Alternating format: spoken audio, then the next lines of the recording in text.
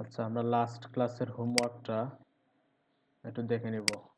হোমওয়ার্কটা কোনটা ছিল? ওইটা ছিল মেবি, তাই না? আমরা এক্স্যাক্টলি ওই সেম হোমওয়ার্ক একটু করে নিই।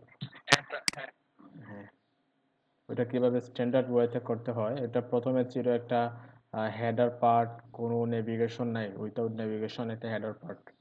তারপরে বডি পার্টে 3টা পোস্ট ছিল।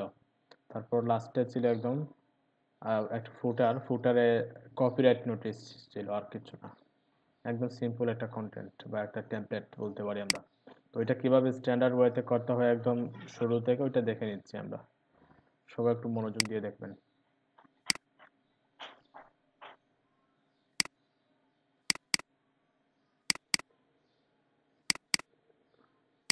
তো আজকে হচ্ছে ডেট 8 আমাদের। তো প্রথমে যেটা করব আমরা আমরা একটা index.html ফাইল নিয়ে নেব। আমরা জানি ওই ফাইলটা নিতেই হবে, যে কোনো প্রজেক্টের জন্য ওইটা নিতেই হবে, index.html। তারপরে আমাদের কি লাগে, আরেকটা ফাইল লাগে style.css। আমরা সবগুলো নিয়ে নিচ্ছি। style.css। এখন আরেকটা ফোল্ডার নিয়ে নিব আমরা, যেটাতে ইমেজ থাকবে। আমরা দেখতে পাচ্ছিলাম যে আমরা যে প্রজেক্টটা একটু আগে ড্র করছি ওই প্রজেক্টে ইমেজের ইউজেস আছে, তাই না?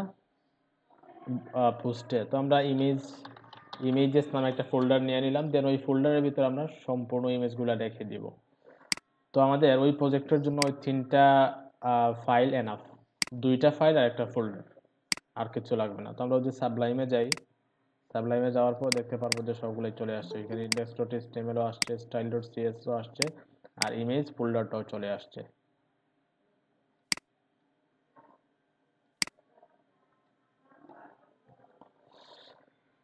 তো আমরা শুরু করে একদম ফ্রেশ করে শুরু করতেছি। index.html কি করবো, আমরা বেসিক স্ট্রাকচার যেটা আছে, মার্কআপ যেটা, ওইটা মার্কআপটা নিয়ে আসবো। আমরা যদি html তারপরে কোলন 5 লেখার পর ট্যাব প্রেস করি, আমরা দেখতে পারবো যে বেসিক সিনট্যাক্স বা বেসিক স্ট্রাকচার যেটা HTML5 এর, ওটা চলে আসছে। বুঝতে পারছেন? এখন কিছু শর্টকাট কি ইউজ করতে পারেন, প্রবলেম নাই। এখন মোটামুটি সবাই কোডিংটা শিখে গেছেন, শর্টকাট কিগুলো ইউজ করতে পারেন। HTML:5 লেখার পরে আমরা ট্যাব প্রেস করলাম, যদি সাবলাইম হয়ে থাকে তখন ট্যাব প্রেস করার সাথে সাথে ওইরকম চলে আসবে। এখন ওইখানে যে ল্যাঙ্গুয়েজ নামে একটা অ্যাট্রিবিউট দেখতে পাচ্ছি, ওইটা হয়তো দেখানো হয় না। ল্যাঙ্গুয়েজটা হচ্ছে বেসিক্যালি আমরা যে ডকুমেন্টটা ক্রিয়েট করবো এখানে কোন ল্যাঙ্গুয়েজটা ইউজ করা হবে। যদি ইংলিশ হয়ে থাকে তখন আমরা ইংলিশ, আর যে কোড যেটা আছে ইংলিশের, ওইটা ইংলিশ কোডটা দিতে হবে আমাদের। তারপরে এখানে আরেকটা দেখতে পাচ্ছি যে মেটা ক্যারেক্টার সেট UTF-8। মেটা ক্যারেক্টার সেট UTF-8। এখন UTF-8টা কি অ্যাকচুয়ালি? UTF-8টা হচ্ছে যে ইউনিকোডের আপডেট ভার্সন।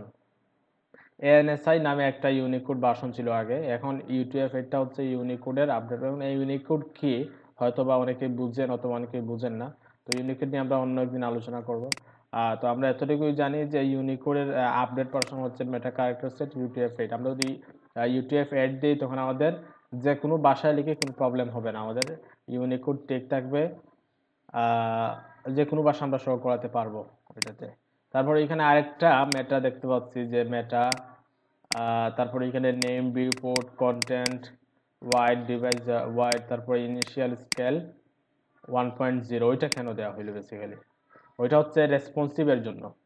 আমরা যে টেমপ্লেটটা করব, আমরা যে টেমপ্লেটটা ডিজাইন করব, ওইটা যাতে রেসপন্সিভ থাকে, প্রতিটা ডিভাইস ভেদে যাতে রেসপন্সিভ থাকে, ওইটার জন্য আমরা কি করলাম, ওইটা প্রথমে কে দেওয়া আছে দেখেন, নেম হচ্ছে ভিউপোর্ট।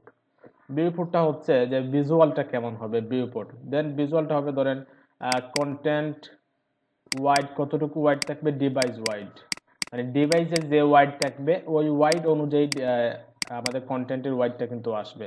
বুঝতে পারছেন? ওই এখন কতটুকু আসবে না আসবে, ওইটা বাই ডিফল্ট নির্দিষ্ট কোনো সাইজ না, ওইটা সাইজ না, ওইটা ডিপেন্ড করে যে কন্টেন্টের ওয়াইড কতটুকু থাকবে, দেন ওই ওয়াইড ভেদে কিন্তু আমরা দেখতে পারবো ডিভাইসের ওয়াইডে। তারপর ইনিশিয়াল স্কেলটা হচ্ছে ধরেন যদি আমরা 2.0 দিই তখন আমাদের জুমিংটা কি হয়ে যাবে, বেড়ে যাবে, তাই না? আচ্ছা, ওইটা রেসপন্সিভ পার্টে আমরা একটু ডিটেলস আলোচনা করব। রেসপন্সিভ পার্টে আমরা ওইটা বিপুটে একটু ডিটেলস আলোচনা করব। জাস্ট আমরা HTML5 লেখার পর এন্টার প্রেস করলাম, ওইরকম একটা আসলো। তো টাইটেলে আমরা একটু টাইটেল দেই, ধরেন যে ফার্স্ট ওয়েবসাইট, আবার জাস্ট ফার্স্ট ওয়েব পেজ দিলাম, দেন বডি। এখন বডির ভিতরে আমরা কি দিব? তার আগে আমাদের যে কাজটা করতে হবে, স্টাইল ডট সিএসএস যেটা একটা ফাইল দিয়েছি আমরা, ওই ফাইলটা লিঙ্ক আপ করে নিব। কোন জায়গায় লিঙ্ক আপ করবো? আমরা জানি যে হেডের ভিতরে লিঙ্ক ট্যাগের মাধ্যমে লিঙ্ক আপ করতে হয়, তাই না? মনে আছে তো সবার?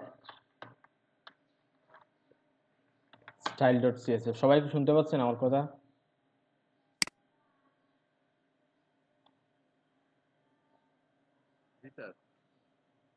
ওকে, ঠিক আছে।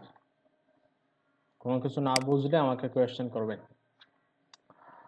তো আমরা কি করলাম, ইন্ডেক্স ডট এইচটিএমএল এর সাথে আমরা স্টাইল ডট সিএসএস টাও লিঙ্ক আপ করে নিলাম, কারণ আমরা জানি যে আমরা স্টাইল কোড লিখতে হবে, সিএসএস কোড লিখতে হবে। লিঙ্ক আপ করে নিলাম। এখন আমরা কোডিংটা স্টার্ট করব। আমরা প্রথমে কি দিব? হ্যাঁ স্যার। প্রথমে দেখতে পাচ্ছি আমরা আমাদের টেমপ্লেটে হেডার পার্ট আছে, তাই না? হ্যাঁ শুনতে পাচ্ছি স্যার। ওকে ওকে ওকে। তো হেডারের জন্য আমরা একটা হেডার ট্যাগ নিব। দেখেন হেডার হেডার কোনগুলা?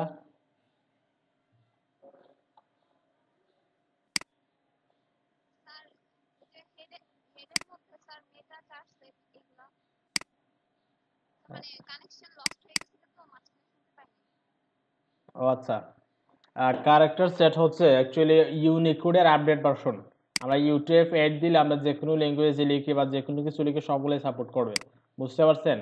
আর বিউপুটটা হচ্ছে, বিউপুট যে কন্টেন্ট ওয়াইড, ওয়াইড হচ্ছে ডিভাইস ওয়াইড ইনিশিয়াল স্কেল 1.0, ওইটা হচ্ছে রেসপন্সিভের জন্য। ওইটা রেসপন্সিভ পার্টে আমরা একটু ডিটেলস আলোচনা করবো, ওইটা বোঝার দরকার নেই এই মুহূর্তে। জাস্ট এতটুকু বুঝি যে আমরা ওইটা দুইটা দিতেই হবে মাস্ট। ইউনিকোড UTF-8 দিতে হবে, আর মেটা বিউপুটটাও কিন্তু দিতে হবে, দুইটাই দিতে হবে। আর UTF-8 তো বললাম ইউনিকোড, আর ইউনিকোড নিয়ে একটু আলোচনা করবো ডিটেলসে পরবর্তী কোনো ক্লাসে, আজকে ওইটা নিয়ে আলোচনা করলাম না। হ্যাঁ, তো হেডার আমরা প্রথমে দেখতে পাচ্ছি। এখন ঠিক আছে তো কানেকশন?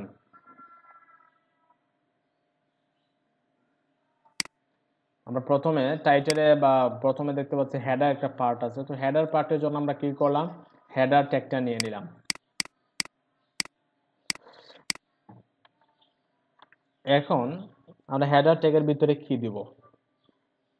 হেডার ট্যাগের ভিতরে আমরা যেটা করব প্রথমে, এটা হচ্ছে আমরা একটা একটা ক্লাস নিব এবং ওই ক্লাসের নির্দিষ্ট একটা ওয়ার্ড দিয়ে দিব। কেন?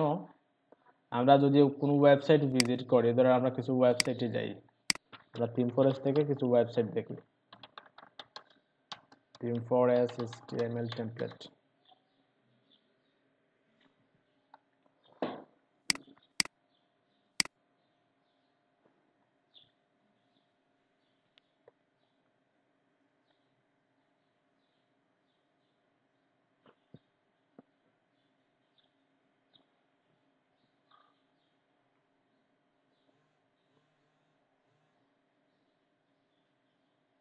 ধরেন আমরা এখান থেকে ওই ওয়েবসাইটটা একটু দেখি, কোনটা দেখবো? ধরেন ক্যানভাসটাও দেখি একটু।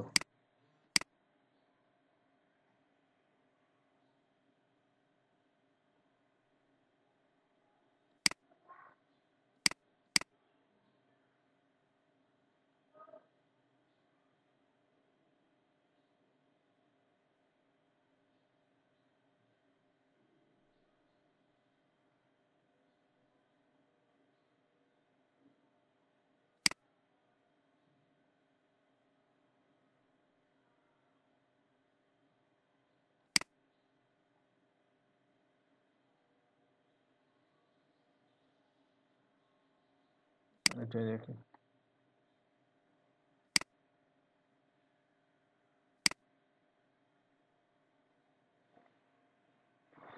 দেখেন ওইখানে আমরা একটা ওয়েবসাইট দেখতে পাচ্ছি।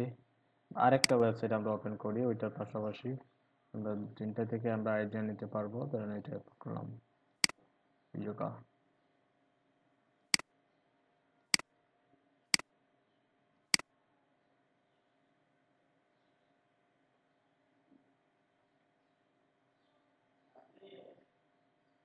দেখেন আমরা এখানে দুইটা ওয়েবসাইট দেখতে পাচ্ছি, একটা হচ্ছে ইয়োগা, একটা হচ্ছে ফোরাম বা কমিউনিটি, এরকম আর টেমপ্লেট আর কি ওয়েবসাইট হচ্ছে এখানে দেখেন আমাদের প্রতিটা কন্টেন্ট ওয়েবসাইটে যত কন্টেন্ট আছে হেডার বাদে ওয়েবসাইটে যত কন্টেন্ট আছে সবগুলা কন্টেন্ট কিন্তু নির্দিষ্ট একটা ওয়াইডের ভিতরেই আছে। বুঝতে পারছেন? দেখেন ডানে বামে কিছু জায়গা খালি আছে। আমরা যদি ওই টেমপ্লেটে যাই আরো বিস্তারিত বুঝতে পারবো। দেখেন ওইদিকে একদম নির্দিষ্ট একটা ওয়াইডের ভিতরে কিন্তু সম্পূর্ণ কন্টেন্ট গুলো আছে, ওয়াইডের বাইরে কোনো কন্টেন্ট নাই।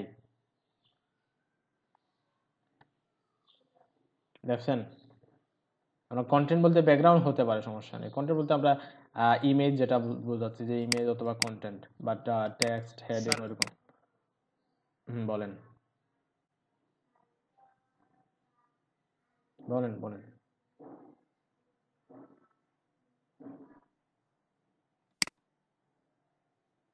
স্যার আপনার তো ওয়েবসাইট আছে, আপনার ওয়েবসাইটটা আমাদের দেখাবেন।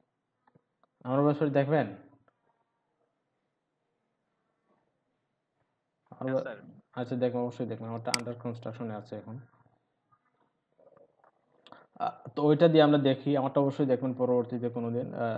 ওইখানে দেখতে পাচ্ছি আমরা যে টেমপ্লেটটা, ওই টেমপ্লেটের ডানে বামে কিছু জায়গা দেখতে পাচ্ছি আমরা। দেখেন আমরা প্রতিটা সেকশনে কিন্তু ডানে বামে কিছু জায়গা দেখতে পাচ্ছি। দ্যাট মিনস আমাদের ওয়েবসাইটে যত কন্টেন্ট আছে সব কন্টেন্টগুলো নির্দিষ্ট একটা ওয়াইডের ভিতরে আছে। হয়তো 1140 হতে পারে, অথবা 1140 অথবা 960 হতে পারে, যে কোনো কোনো সাইজের ভিতরে হতে পারে। দেখেন সবগুলোই কন্টেন্টের ভিতরে। তো আমরা ওইটার জন্য যেটা করব, আমরা একটা ক্লাস নিব, যেটার ক্লাসের নেম দিব যে content width, IDTH width. Content ওয়াইডটা কেন নিলাম? কন্টেন্ট ওয়াইডে আমরা কি করব, একটা CSS অ্যাপ্লাই করব, যেটার ওয়াইড থাকবে 1140 পিক্সেল। ঠিক আছে, 1140 পিক্সেল, যাতে 1140 পিক্সেলের বাহিরে যাতে আমাদের কোনো কন্টেন্ট না যায়, ভিতরে যা দিব সবগুলো যাতে 1140 পিক্সেলের ভিতরে থাকে, ডানে বামে কিছু জায়গা যাতে থাকে। এটা স্টাইল পরবর্তীতে করতেছি আমরা। এখন কন্টেন্টগুলো শো করে প্রথমে। হেডারে কি ছিল? আমাদের স্টাইলে শুধু একটা কন্টেন্ট ছিল, তাই না? তো আমরা ওইটার জন্য যেটা করব, এটা H1 নিয়ে নিব আমরা। H1 এ ধরেন আমরা কি দিলাম, যে লরেন্ট 10। আর একটু কমায়, এত প্রয়োজন নেই, এতটুকুই থাক। তো আমরা যদি একটু আউটপুট দেখি, কি দেখতে পাবো?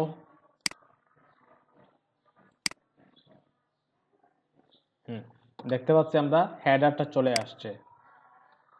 তো এখন আমরা কি চাই? আমরা একটা স্টাইল দিয়ে দিই, পুরো হেডার একটা ব্যাকগ্রাউন্ড দিয়ে দিই। ব্যাকগ্রাউন্ড দিলে আমাদের বুঝতে সুবিধা হবে। তো আমরা ওইখানে হেডার দেখতে পাচ্ছি, হেডার একটা ব্যাকগ্রাউন্ড দিয়ে দিই। ধরেন প্রথমে জানি আমরা যে স্টাইল.css নিতে হলে প্রথমে আমাদের রিসেট কোডটা দিতে হয়, তাই না? যে মার্জিন 0 প্যাডিং 0, ব্রাউজারে ওইটা রিমুভ বা ডিফল্ট যেটা আছে সেটা রিমুভ করতে হয়। এটা হয়তো গত ক্লাসে আলোচনা করছিলাম। প্যাডিং 0, মার্জিন 0, প্যাডিং 0 দিয়ে কি করলাম, ব্রাউজারের ডিফল্ট ওগুলা রিমুভ করে নিলাম, কন্টেন্টের মার্জিন প্যাডিং গুলা। তো এখন আমরা কি করব, যে হেডার CSS, দেখেন এখন আমরা কমেন্ট আউট করে করে কিন্তু কাজ করব। হেডার CSS, হ্যাঁ, এরপরে আমরা কি করব, যে এখানে হেডার নিব, হেডার একটা ব্যাকগ্রাউন্ড কালার ধরেন আমরা কি দিলাম, আমরা একটু ধূসর কালার দিই, ডি। আমরা যদি আউটপুট দেখি, দেখতে পাবো যে পুরোটা ব্যাকগ্রাউন্ডে চলে আসছে। দেখেন পুরো ব্যাকগ্রাউন্ডে চলে আসছে। আমরা যদি ইন্সপেক্ট এলিমেন্ট করি, দেখেন আমি একটু ডিটেইলসে বলা ট্রাই করতেছি, যে কন্টেন্ট ওয়াইড যতটুকু ওয়াইড আছে H1 এরও সেম ওয়াইড আছে। তো আমরা এখন কি করব, যে কন্টেন্ট ওয়াইড যেটা আছে ওইটাকে আমরা 1140 পিক্সেলে নিয়ে আসবো। ঠিক আছে, কন্টেন্ট ওয়াইড যে ক্লাস যেটা আছে কন্টেন্ট ওয়াইড, ওইটাকে আমরা দিয়ে দিই এখানে।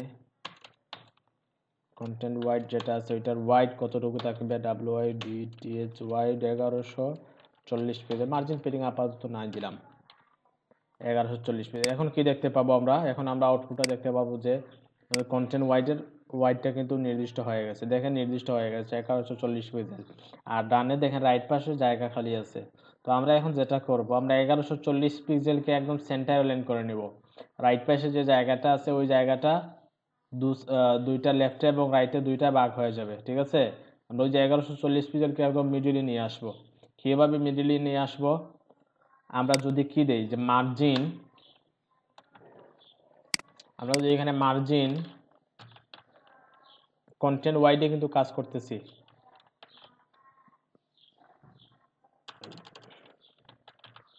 মার্জিন যদি আমরা কি করি, 0 অটো দিব, অটো 0 অটো, দ্যাট মিনস মানে কোনো দিকে কোনো মার্জিন পাবে না, উপরে ডানে বা কোনো মার্জিন পাবে না। তো কোন দিকে যদি মার্জিন না পায় তাহলে তো মধ্যখানেই থাকবে, তাই না? এটা তো স্বাভাবিক। এখন যদি আমরা রিলোড দিই, দেখেন ওইটা কিন্তু মধ্যখানে চলে আসে। আমরা যদি কন্টেন্ট ওয়াইডের উপর কার্সারটা নেই, দেখেন কন্টেন্ট ওয়াইডের উপর কার্সারটা নেওয়ার পরে যেটা হয়েছে, ডানে বামে কি হয়েছে, জায়গাটা ভাগ হয়ে গেছে, আমাদের কন্টেন্ট ওয়াইডটা মধ্যখানে চলে আসছে। আমরা সব সেকশনে কিন্তু সেম কাজটা করব। কন্টেন্ট ওয়াইড ক্লাসটা নিব এবং ওই ক্লাসের ভিতরে সব কন্টেন্টগুলো নিব, নিলে যেটা হবে যে আমাদের কন্টেন্টগুলো একটা নির্দিষ্ট একটা ওয়াইডের ভিতরে চলে আসবে, ঠিক আছে। সবাইকে ওই বিষয়টা বুঝতেছেন না প্রবলেম হচ্ছে বলেন? হেডারের ভিতরে নিতাম স্যার, হেডারের ভিতরে। হ্যাঁ, হেডারের ভিতরে নিয়েছি। স্যার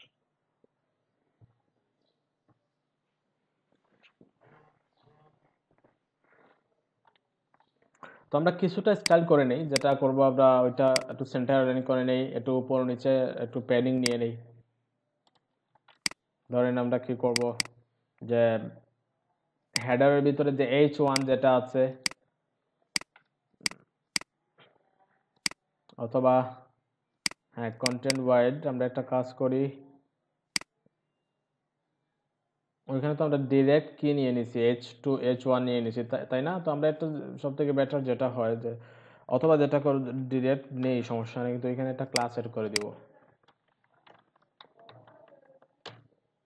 ক্লাস ধরেন আমরা দিলাম কি যে মেইন টাইটেল, মেইন টাইটেল। আমরা মেইন টাইটেলকে কিছু স্টাইল করব।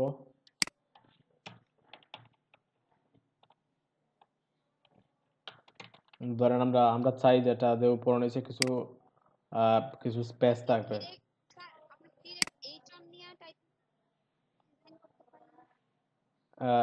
মেইন টাইটেল না নিয়ে যদি ডিরেক্ট H1 নেই, ওইটা ওইটা বলছেন, ওইটা বলছেন নাকি? হ্যাঁ, H1 নিলে প্রবলেম যেটা হতে পারে, আমাদের ওয়েবসাইটে আরও একাধিক H1 থাকতে পারে, তাই না?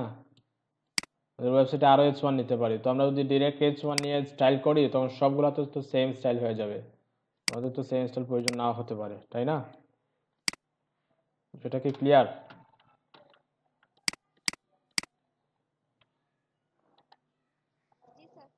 ওকে, তো আমরা মেইন টাইটেল নিলাম, দেন এখানে কিছু প্যাডিং ইউজ করব। প্যাডিং আমরা যদি উপর নিচে ধরেন আমরা 20 পিক্সেল দিলাম, 20 পিক্সেল, আর ডানে বামে 0। দেখেন দুইটা ভ্যালু, মানে আমরা যদি 4টা ভ্যালু দিতাম, ধরেন আমরা প্যাডিং এর 1টা 2টা 3টা 4টা দিলে কি হইতো, প্রথম যেটা ওইটা উপরের একদম টপে, দেন পরেরটা হচ্ছে রাইটে, এর পরেরটা বটমে, এর পরেরটা লেফটে, ঠিক আছে। আর যদি দুইটা দেই, দুইটা দিলে প্রথমটা পাবে উপর নিচে আর পরেরটা পাবে ডানে বামে পিক্সেল, ডানে বামে 0 চাই আমরা। আর ট্যাক্স, করে নি স্যার, হ্যাঁ বুঝি নাই। ঘড়ির কাটা লানোটা করে নি পেডিংটা, ঘড়ির কাটা হ্যাঁ চেষ্টা ঘড়ির ছিল কাটার মতো, পসিবল। ঘড়ির কাটার মতো, ঠিক আছে। Text align center, text align centre কেন দিলাম আমরা, ওই যে টাইটেলটাকে সেন্টার অ্যালাইন করার জন্য, ওইটাকে সেন্টার অ্যালাইন করার জন্য। এখন যদি আমরা কি করি, আউটপুটটা দেখি একটু, দেখতে পারবো যে দেখেন উপর নিচে কিছু স্পেস পাইছে, পাশাপাশি এটা মধ্যখানে চলে আসছে, ঠিক আছে। এখন আমরা কি করি, এখন আমরা পাশাপাশি আরেকটা কাজ করতে পারি, আমাদের কন্টেন্ট ওয়াইড যেটা আছে, না বাদ দেন, কন্টেন্ট ওয়াইডের কোনো ব্যাকগ্রাউন্ড কালার দিলাম না, একদম সিম্পল একটা কি করি, ডিজাইন করি। ওকে, তো আমাদের টাইটেলের কাজ শেষ, এখানে শুধু একটা টাইটেলই ছিল, আর কিছু ছিল না। এখন পরবর্তী সেকশনে আসি আমরা, যেটা হচ্ছে পোস্ট বা ব্লগ এরিয়া যেটা বলতে পারি আমরা। দেখুন এটা হেডারের পরে নিচ্ছে, দেখেন হেডারের জন্য আমরা কি করলাম, হেডার ট্যাগ নিলাম। হেডার ট্যাগটা হচ্ছে সিমেন্টিক এলিমেন্ট, তাই না? HTML এর সিমেন্টিক এলিমেন্ট কোনগুলা? HTML5 এর হেডার, বডি, তারপরে সেকশন, আর্টিকেল, অ্যাসাইড। আমরা যদি গুগলে একটু সার্চ করি,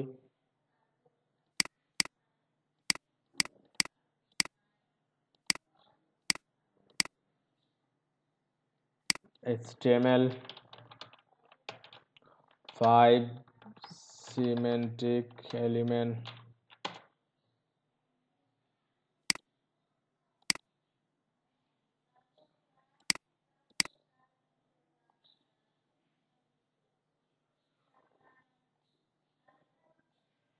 দেখেন ওগুলো হচ্ছে symmetric element. Article, aside, details, তারপর free caption, figure, footer, header, main, mark, navigation, section, summary, time, এগুলো হচ্ছে সিমেন্টিক এলিমেন্ট। দেখেন প্রতিটা সেকশনের জন্য বা প্রতিটা পার্টের জন্য আলাদা আলাদা ট্যাগ আছে। ধরুন এখানে হেডার, হেডারের জন্য কি আছে, যে হেডার ট্যাগটা আছে। তারপরে নেভিগেশনের জন্য নেভ ট্যাগ আছে, সেকশনের জন্য সেকশন, আর্টিকেল যেখানে থাকবে এখানে আর্টিকেল, সাইড মানে সাইড বার, ফুটারের জন্য ফুটার। ওগুলো হচ্ছে সিমেন্টিক এলিমেন্ট, তাই না? তো আমরা আরেকটা সেকশন নেব, যেহেতু নেভিগেশন নিচ্ছি না আপাতত, আমরা ওই প্রজেক্টে, আমরা পরবর্তী কোনো প্রজেক্টে হয়তো নেভিগেশনটা দেখবো। তো আমরা সেকশন নেব, যে সেকশনে একটা একটা ক্লাস দিয়ে দিব আমরা, ধরেন পোস্টে দিলাম। এর ভিতরে কি নিব আমরা, আমাদের পোস্টগুলো চাই নির্দিষ্ট কন্টেন্টের বা নির্দিষ্ট ওয়াইডের ভিতরে আসবে, আমরা ওই ক্লাসটা নিয়ে নেব। জাস্ট ওই ক্লাসটা নিলে যেটা হবে, ওই ক্লাসের আন্ডারে যে সিএসএস দেয়া আছে, ওই সিএসএসটা ওইখানে পেয়ে যাবে। বুঝতে পারছো সবাই? দেন এর ভিতরে আমরা কি করব, আমরা যেহেতু ওইখানে পোস্ট সবগুলাই, তো আমরা আর্টিকেলের মাধ্যমে নিতে পারি, যে আর্টিকেল, প্রতিটা আর্টিকেলের মাধ্যমে নিতে পারি। তো আর্টিকেলের ভিতরে প্রথমে কি থাকবে, ইমেজ থাকবে। ইমেজের জন্য আইএমজি ট্যাগটা নিলাম। আমরা একটা ইমেজ নিয়ে আসি কোন জায়গা থেকে, ধরুন হয়তো আমাদের কোন প্রজেক্ট হয়তো ছিল, ছিল নাকি, হ্যাঁ, আমরা এখান থেকে ওই ইমেজটা নিয়ে আসি, কপি করলাম।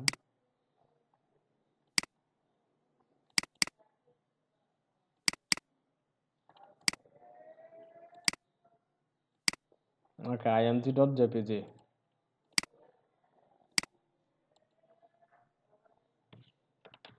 images/img.jpg, অল্টার ট্যাগের ভিতরে কি দিব, আর্টিকেল না আনলে কিচ্ছু হইতো না, স্ট্যান্ডার্ড হইতো না আর কি, ওইটাই আর কিচ্ছু না। আমরা জানি যে আর্টিকেলের জন্য তারা কি করছে, একটা ট্যাগ নির্দিষ্ট করে দিছে, তাই না? তো যেহেতু নির্দিষ্ট করে দিছে, তো আমরা ওইটাই তো নিব, কারণ ওগুলো আমরা আর্টিকেল আকারে নিতেছি। ইমেজ, তারপর যেহেতু পোস্ট জানি আমরা আর্টিকেলের আন্ডারে পড়ে, ওই জন্য আমরা আর্টিকেলটা নিলাম। দেখেন আর্টিকেলের জন্য তারা কি করছে, একটা সিমেট্রিক এলিমেন্ট তারা ওইখানে দিয়ে দিচ্ছে, যে আর্টিকেল, মানে আর্টিকেল যেখানে প্রয়োজন হবে তখন আমরা আর্টিকেল ট্যাগটা নিব। যখন আমাদের সাইড বারের প্রয়োজন হবে তখন আমরা সাইড বার নিব। যখন ডিটেলসের প্রয়োজন হবে তখন আমরা ডিটেলসটা নিব। তারপরে ফুটারে যখন প্রয়োজন ফুটার নিব, হেডারে যখন প্রয়োজন হেডারটা নিব। ঠিক আছে? এখন আমরা প্রথমে কি নিছি, হেডার। আমরা চাইলে কিন্তু ওখানে ডিভও নিতে পারতাম, কোনো সমস্যা নাই, কিন্তু বাট একটা হচ্ছে স্ট্যান্ডার্ড, একটা হচ্ছে স্ট্যান্ডার্ড মেনটেন না করা আর কি, ওইটাই আর কিছু না। তো ইমেজের ভিতরে পরে কি নিব আমরা, আর্টিকেলে দেখছিলাম যে একটা H2 আছে, হেডিং আছে। ধরুন আমরা এখানে একটা হেডিং নিলাম, ছোট একটা হেডিং নেই, আর একটু বেশি কন্টেন্ট নেই, ধরুন 7 দিলাম। তারপরে কি নিব আমরা, একটু চার্জার টাইম করে দিই।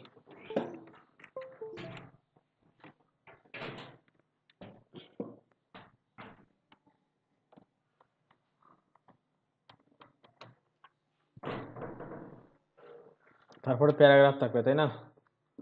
তো প্যারাগ্রাফের জন্য আমরা কি করব, যে লরেন 30, এই তো আমাদের এখানে আর কিছু ছিল না, ইমেজ, টাইটেল, তারপর প্যারাগ্রাফ। আমরা চাইলে লার্ন মোর বাটনটা নিতে পারি, ওইটা নিলাম না আপাতত। তো আমাদের সবগুলো আর্টিকেল সেম থাকবে, তাই না? ইমেজ, টাইটেল আর প্যারাগ্রাফ সবগুলো সেম। যেহেতু সবগুলো সেম থাকবে, তো আমরা যেটা করতে পারি, যে আর্টিকেলটাকে ডুপ্লিকেট করে নিতে পারি আমরা। কন্ট্রোল শিফট ডি, দুটা তিনটা। তাহলে তো আউটপুটটা দেখি, কি দেখবো আমরা, পোস্টগুলো উপর নিচে চলে আসছে। দেখে নিউজটা অনেক বড় হয়ে আসছে, তারপরে ওই পোস্টটা আসছে, ওই পোস্টটা আসছে, পরেরটা আসছে। তো এইভাবে তো আসবে, ওইটা স্বাভাবিক। কারণ হচ্ছে কি, পোস্টটা কি 4টা চলে আসছে না 3টা আসছে? হ্যাঁ, 3টাই আসছে। কারণ হচ্ছে আমরা তো আর্টিকেলে কোনো ওয়াইড ডিফাইন করি নাই এখনো। তো ওয়াইড ডিফাইন করার পরে ওইটা কি হবে, ঠিকঠাক হবে, এর আগে ঠিক হবে না। তো আমরা পোস্ট সেকশনের জন্য আমরা মার্কআপটা করে নিলাম। এখন আমরা একটু স্টাইলে চলে আসি। আমি একটু কমেন্ট আউট করি যে পোস্ট সিএসএস, এটা পরবর্তীতে বোঝার জন্য আর কি, আর কিছু না।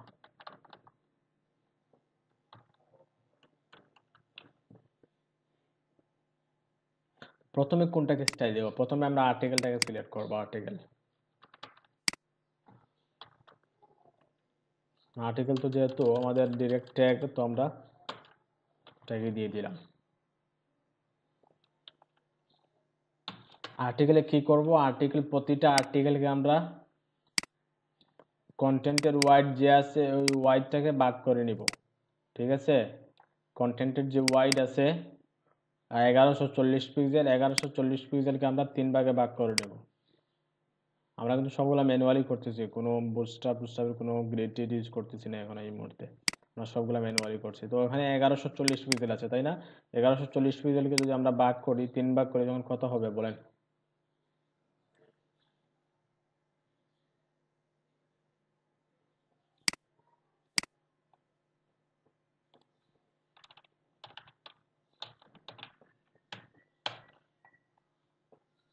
উম,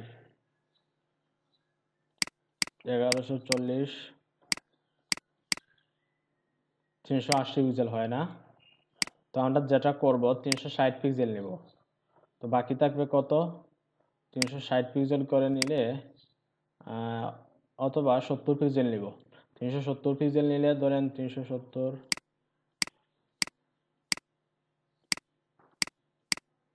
1110 হবে, তাই না? তো বাকি থাকবে 30 পিক্সেল। তো 30 পিক্সেলকে আমরা যেটা করব, হ্যাঁ 30 পিক্সেলকে আমরা যেটা করব যে মধ্যখানে দিয়ে দিব, একটা পোস্ট থেকে আরেকটা পোস্টের দূরত্ব হিসেবে দিয়ে দিব 30 পিক্সেল। আমরা আর্টিকেলের ওয়াইড কত নিতে পারি? আর্টিকেলের ওয়াইড আমরা 1110 পিক্সেল নিতে পারি না, 300 কত দেখছিলাম, 370 70 370 পিক্সেল।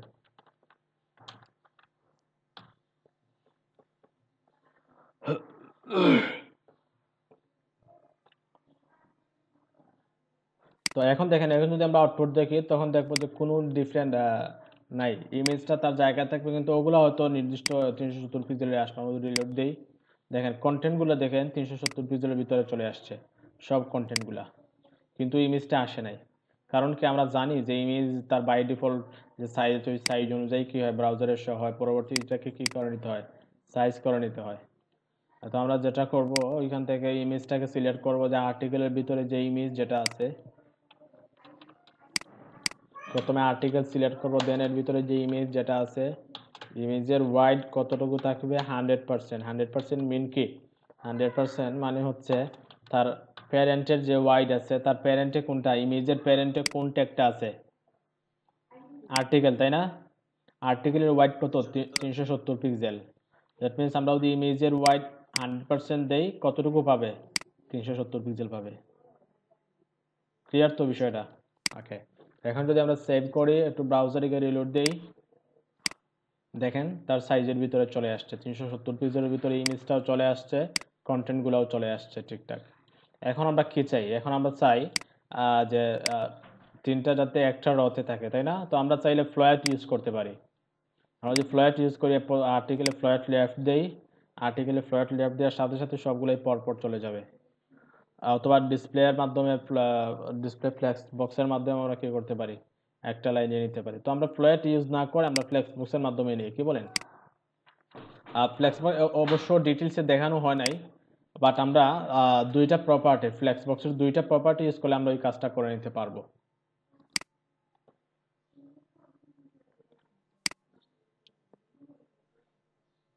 দেখেন ফ্লেক্স বক্স নিতে হলে ওইখানে যে প্রবলেমটা ক্রিয়েট হবে আবার ওইখানে আরেকটা ডিপ নিতে হবে। আচ্ছা ফ্লোয়েটের মাধ্যমে করি, বাদ দেন।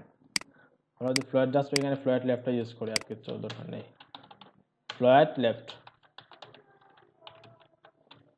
একটা জিনিস বলি যে HTML দিয়ে অনেকভাবে কাজ করা যায়, HTML CSS দিয়ে অনেকভাবে কাজ করা যায়। একটা ওয়েতে কাজ করারই হচ্ছে মেইন, বাট ওইটা স্ট্যান্ডার্ড হতে হবে। স্ট্যান্ডার্ড বেঁচে রেখে কোনো ওয়ে ফলো করলে হবে না। আমরা যদি ইন্সপেক্ট এলিমেন্ট করি, দেখেন ওইখানে যেটা হয়েছে, আমরা যদি কন্টেন্ট ওয়াইডে যাই, দেখেন কন্টেন্ট ওয়াইডে যাওয়ার পরে দেখেন আমরা কিন্তু কি করতে পারতেছি না, আমার আর্টিকেলগুলো ঠিকঠাক পাচ্ছে না। কারণ কি? কারণ সবগুলাই কি হয়ে গেছে, আমরা যে এখানে কি করছি, ফ্লোয়েট ইউজ করছি। ফ্লোয়েট ইউজ করার ফলে সবগুলাই কন্টেন্ট ভাসমান হয়ে গেছে, পিছনে জায়গাটা আছে। আমরা এখন যদি আমরা পরবর্তীতে কোনো কন্টেন্ট নেই, দেখেন ওইখানে একটা প্যারাগ্রাফ নিলাম, ধরেন একটা পি নিলাম, জাস্ট ফর এক্সাম্পল। আমরা এখানে পি ধরেন আমরা 10 নিলাম। এখন যদি সেভ করি, পিটা কোন জায়গায় আসবে বলেন তো? ওইটা কি নিচে আসবে না ওইটার উপরে আসবে? রিলোড দিলাম, দেখেন ওইটা ওইখানে চলে গেছে। স্যার নিচে চলে যাবে স্যার। নিচে তো আসলো না, নিচে চলে যাবে। নিচে আসলো না কেন? ওই তো ছবিগুলো নিচে চলে গেছে স্যার। হ্যাঁ, আর যদি কোনো ব্যাকগ্রাউন্ড থাকতো তাহলে ছবিগুলো নিচে থাকতো, কিন্তু যেহেতু কন্টেন্ট কন্টেন্ট ওইখানে শো করতেছে, কিন্তু তার মেইন জায়গা হচ্ছে ওইখানে। ঠিক আছে, আমরা ওইটার জন্য যেটা করব, ওইটাকে আমরা ওইখানে যেটা করছি যে আর্টিকেল অথবা পোস্ট যেটা আছে, পোস্টটাকে আমরা ওভারফ্লো হিডেন করে নেব। আমরা পোস্টটাকে সিলেক্ট করি,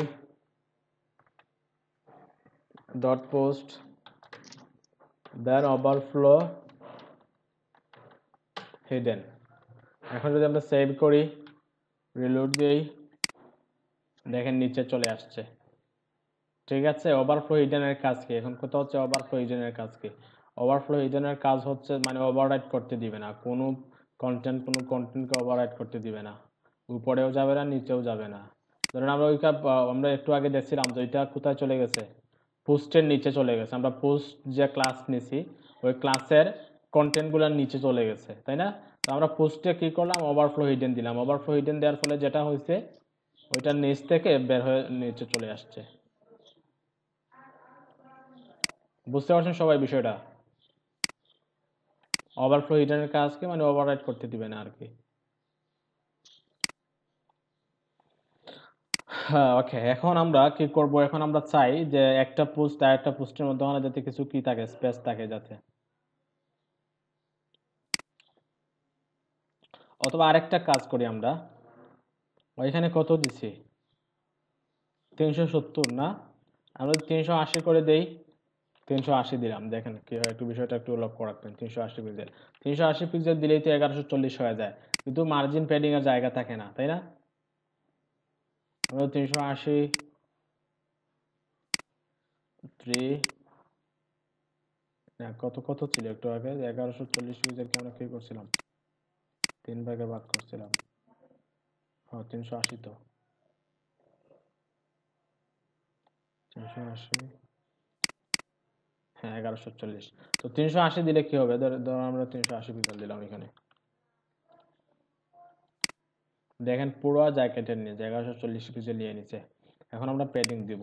ধরেন আমরা যদি আর্টিকেলে প্যাডিং দেই, আমরা পরের প্যারাগ্রাফটা তুলি একটু, আমরা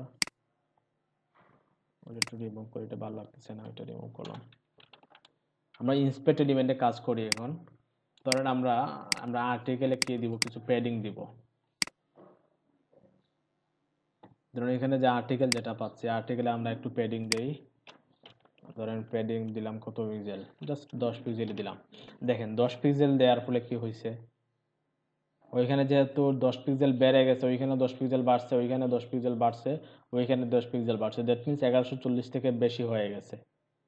ঠিক আছে, বেশি হওয়ার কারণে কি হয়েছে, যে লাস্টের যে আইটেম যেটা আছে ওই আইটেমটা নিচে চলে আসছে। ঠিক আছে, সবাই কি বুঝতে পারছেন? কিন্তু ওইটা তো একটা প্রবলেম, তাই না? তো ওই প্রবলেমটার সলিউশন কি? এখন যদি আমরা কি দিই এখানে, বক্স সাইজিং বর্ডার বক্স, দেখেন বক্স সাইজিং বর্ডার বক্স দিলে যেটা হবে, যে তার ওয়াইড কিন্তু ঠিকই থাকবে। আমরা যত প্যাডিং দিই না কেন প্যাডিং ভিতর দিকে প্যাডিংটা চলে আসবে। একটু আগে কোথায় প্যাডিংটা পাইছিল, বাহির থেকে প্যাডিংটা বাড়তেছিল, তাই না? তো আমরা বক্স সাইজিং বর্ডার বক্স দিলে যেটা হচ্ছে ভিতর থেকে প্যাডিংটা দেখেন, এখন যত প্যাডিং বাড়াচ্ছি দেখেন কন্টেন্টগুলো ভিতরে চলে আসতেছে, ঠিক আছে? কিন্তু আমরা যদি বক্স সাইজিং তুলে নেই তখন দেখেন আমরা যত প্যাডিং বাড়াবো তখন দেখেন বাহিরের দিকে চলে যাচ্ছে।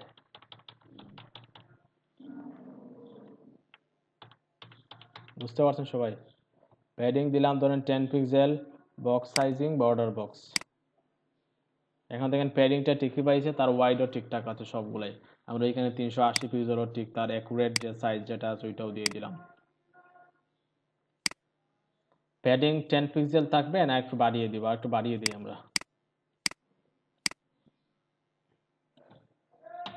52 পিক্সেল দিলাম। হ্যাঁ, তো আমরা একটা কাজ করি, 15 পিক্সেল ডানে বামে দিই, উপর নিচে আর একটু বাড়িয়ে দিই, কি বলেন? উপর নিচে ধরেন আমরা কি দিলাম যে 30 পিক্সেল, 30 পিক্সেল ডানে বামে 15 পিক্সেল, উপর নিচে আর একটু বাড়াতে পারি, কোনো প্রবলেম নাই। চলে আসছে ক্যাসিটি মাছ, 50 পিক্সেল দিয়ে দিলাম। ওকে, তো উপর হচ্ছে 50 পিক্সেল পাবে আর ডানে বামে 15 পিক্সেল পাবে।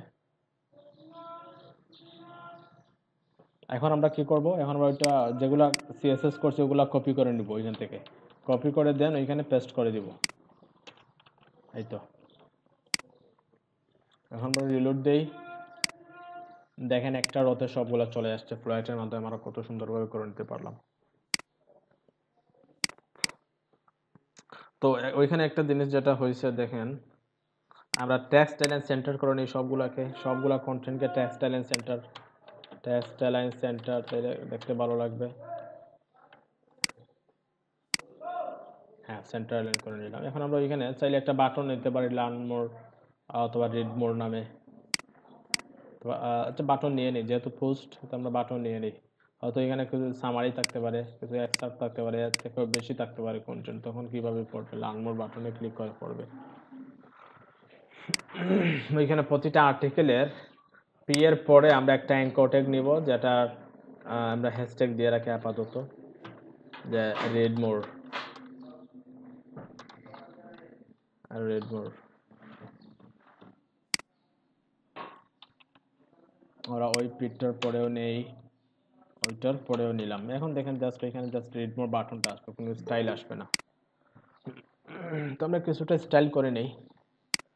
এখন কে জয়েন হচ্ছেন আবার? অনেকেই দেখতে পাচ্ছি এখন 12:30 বাজে, এখন কি ক্লাসে জয়েন হওয়ার টাইম? কি বলবো, আমি কিন্তু রেকর্ড বন্ধ করে দেবো এসে। এখন যদি এত লেটে জয়েন হয় এত, আমার আমার ইয়ে ছিল স্যার, 11টা থেকে ক্লাস ছিল, একাডেমিক ক্লাস। এটা একটা প্রবলেম। আচ্ছা ঠিক আছে, দেখেন আমরা অ্যাঙ্কর ট্যাগ নিলাম রিড মোর বাটন নামে, ওইটাকে একটু স্টাইল করে নিই আমরা। আমরা একটু সিলেক্ট করি এখানে যে আর্টিকেলের ভিতরে যে অ্যাঙ্কর ট্যাগ যেটা আছে,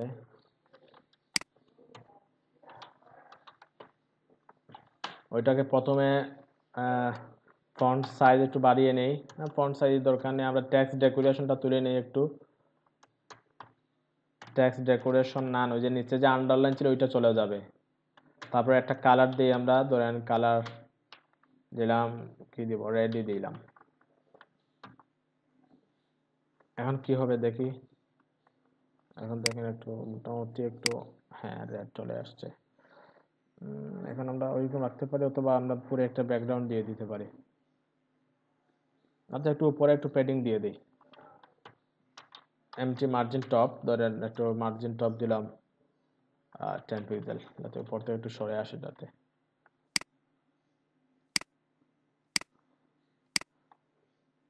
মার্জিনটা পাচ্ছে না কেন, কারণ হচ্ছে অ্যাঙ্কর ট্যাগ সবসময় কি থাকে, ইনলাইন এলিমেন্ট। তো ইনলাইন এলিমেন্টগুলোকে আমরা যদি মার্জিন প্যাডিং দেই ওইটা পায় না। ইনলাইনটাকে কি করে নিতে হয়, যে ডিসপ্লে ইনলাইন ব্লক করে নিতে হয়। আর যদি আমরা ইনলাইন চাই না তখন আমরা শুধু ব্লকটা ইউজ করব।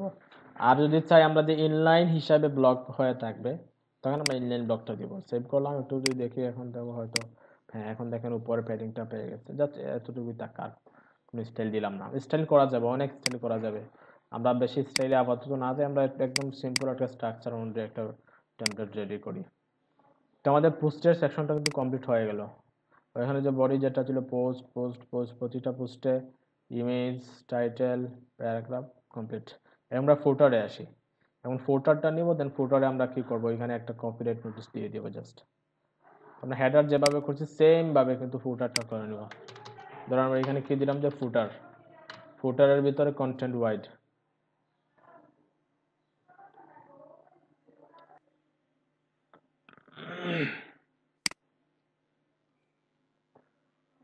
তো আমরা ফুটার নিলাম, জাস্ট ফুটার। ফুটারের ভিতরে আমরা কি নিব, প্রথমে ওই যে কন্টেন্টের ওয়াইড যেটা আছে ওই ক্লাসটা নিয়ে নিব, যাতে ওই ওয়াইডটাই পায় 1140 পিক্সেল, ওইটা পাওয়ার জন্য ওইটাই নিয়ে নিলাম।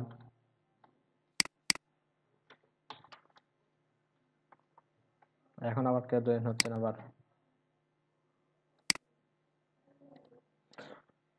কন্টেন্ট ওয়াইড নিলাম, দেন এর ভিতরে আমরা কি করব, একটা ধরেন আমরা একটা ক্লাস নেই আবার যে কপিরাইট, কপিরাইট এর ভিতরে পি, অথবা আমরা কপিরাইট না নিয়ে শুধু পি এ নিতে পারি। তো কপিরাইটটা নিলে যেটা একটু স্পেসিফিক থাকে আর কি। পি ধরেন আমরা এখানে দিলাম যে অল রাইট। প্রথমে অল রাইটের আগে আমরা যে কপিরাইটের যে আইকন যেটা আছে ওই আইকনটা নিয়ে নিব। আইকনটা কিভাবে নিব, আমরা এন্ড সাইন দিব, দেন কপি লিখব, কপি দেন সেমিকোলন। ওইটা দিলে যেটা হবে, এটা হচ্ছে সিম্বল, HTML5 এর সিম্বল। যে সিম্বল হচ্ছে যে কপিরাইটের যে সিম্বলটা, তো ওইটা নিয়ে আসার জন্য কি করতে হবে, এন্ড সাইন দেন কপি তারপর সেমিকোলন। এরপরে আমরা কি দিব যে all right, right right reserved by, ধরেন আমরা যে কোনো একটা দিলাম যে এলইডিপি। হ্যাঁ, এখন যদি আমরা কি করি, সেভ করি, কি দেখতে পাবো, ওটা নিচে আসছে। নিচে আসছে। আমরা একটা কাজ করি, আমরা ফুটারটাকে একটা আমরা স্টাইল দেই। আমরা ফুটার সিএসএস, দেন এখানে আমরা ফুটার হেডারের যে কালার ছিল সেম কালার আমরা ফুটারে দিব, যে কালার হচ্ছে ডিডিডি। তারপরে আমরা এখানে যে একটা ব্যাকগ্রাউন্ড কালার দিয়ে দিলাম। তারপরে কপিরাইটের ভিতরে যে ফিটা আছে, ফিটা আমরা কিছু স্টাইল দিব। কপিরাইট দেনের ভিতরে পি যেটা আছে, পির মার্জিন ধরেন আমরা প্যাডিংই দেই, প্যাডিং উপর নিচে থাকবে 20 পিক্সেল আর ডানে বামে 0। তারপর টেক্সট অ্যালাইন সেন্টার, সেন্টার। এখন যদি আমরা সেভ করি, রিলোড দেই, দেখেন স্টাইলটা হয়তো পেয়ে গেছে। আচ্ছা, আমরা কালার কোন জায়গায় দিছি, আচ্ছা ফুটারের ব্যাকগ্রাউন্ড কালার হবে, বিজি কালার হবে, শুধু কালার না ব্যাকগ্রাউন্ড কালার হবে। সেভ করলাম, রিলোড দেই। হ্যাঁ, এখন দেখেন ফুটারের কালারটা চলে আসছে, কিন্তু নিচে একটা জায়গা দেখতে পাচ্ছি। কারণ কি, কারণ তো নিচে তো থাকবেই, কারণ উপরে তো কন্টেন্ট নাই, তাই না? তো আমরা একটা কাজ করি, ওই পোস্ট সেকশনটাকে আমরা ডুপ্লিকেট করে নিই, যে পোস্ট সেকশন যেটা আছে পুরো সেকশনটাকে আমরা কিছু কি করে নিই, কন্ট্রোল শিফট ডি। তখন কি হয়ে যাবে, যে দুটা পোস্ট চলে আসবে। এখন প্রথমে 3টা আসছে, তারপরে 3টা, দেন ফাইনালি একদম শেষে ফুটারটা আছে।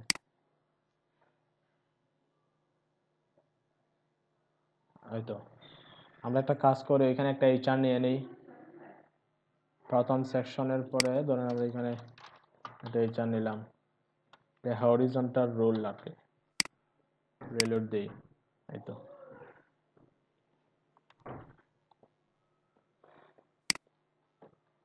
এই তো কমপ্লিট। দেখেন আমাদের স্ট্রাকচার অনুযায়ী কিন্তু কমপ্লিট।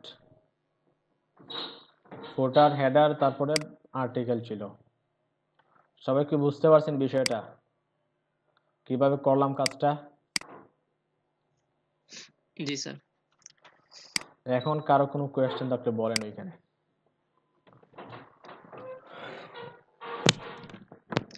স্যার আমি একটা করছিলাম স্যার, আমি আগে জয়েন হতে পারিনি, আমারটাকে একটু দেখবেন?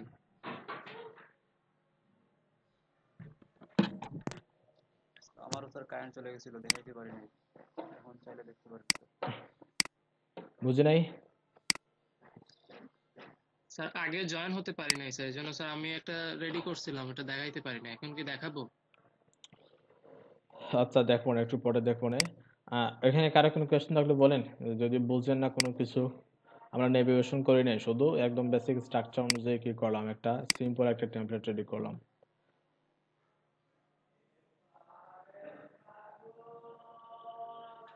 দেখেন আমরা একদম, যদিও এখানে আমরা অনেক HTML দেখতে পাচ্ছি, কিন্তু অনেকগুলো কিন্তু আমরা কপি পেস্ট করেই করছি, তাই না? তো কত একদম কম HTML, তারপর CSS তেমন কিছু লেখা হয় না এখানে। অনেকে দেখছি অনেক কিছু CSS করে নিছেন, CSS তেমন কিছু লেখা হয় নাই, HTML ও তেমন কিছু হয় নাই, কিন্তু আমরা আউটপুটটা দেখতে পাচ্ছি, কত চমৎকার আউটপুট চলে আসছে এখানে স্ট্যান্ডার্ড ওয়েতে। আর একটু একটা স্ক্রিনশট দেই।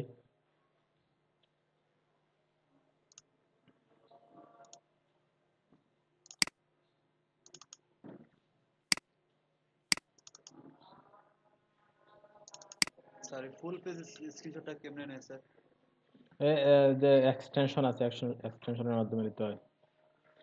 ফুল page screen capture chrome extension লিখে সার্চ দেন। Thank you sir.